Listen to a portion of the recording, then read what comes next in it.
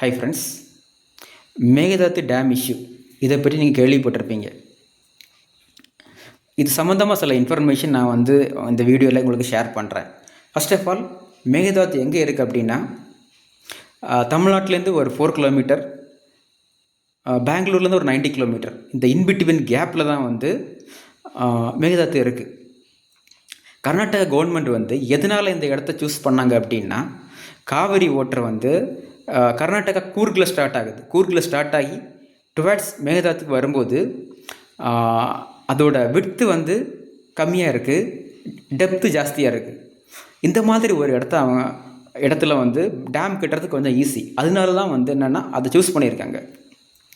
இந்த டேம் அவங்களோட estimate budget என்ன அப்படின்னா 10,000 crores to 20,000 crores.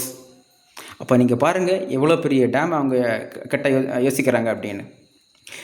And also 67 TMC தண்ணியை சேமிக்கிறது மாதிரி தான் அவங்க பிளான் பண்ணுறாங்க.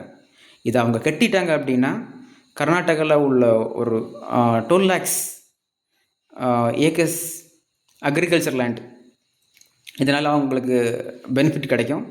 அண்ட் 2.5 crores ஆஃப் பீப்புளுக்கு இதனால் பெனிஃபிட் கிடைக்குது. On the other hand, suppose கட்டிட்டாங்க அப்படின்னா தமிழ்நாட்டில் இதனால் நிறைய பாதிப்புக்கு இருக்குது. ஏன்னா காவேரி ரிவர் 400 கிலோமீட்டருக்கு நம்ம தமிழ்நாடு வழியாக பாஸ் ஆகுது. 26 லட்சம் ஏக்கர்ஸ் அக்ரிகல்ச்சர் லேண்ட் இதனால் டைரெக்டாகவே பாதிக்குது. அது மட்டும் இல்லாமல் 4 கோடி மக்கள் இதனால் பாதிக்கப்படுறாங்க. ஈவன் தோ சென்ட்ரல் கவர்மெண்ட் சொல்லியிருக்காங்க, சுப்ரீம் கோர்ட் ஆர்டர் ஆல்ரெடி இருக்குது.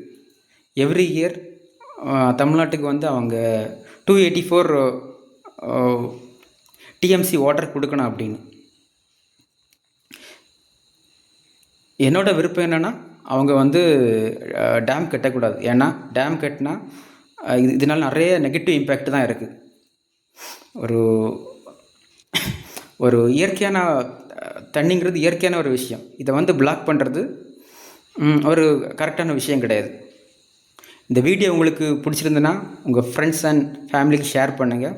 தேங்க்யூ.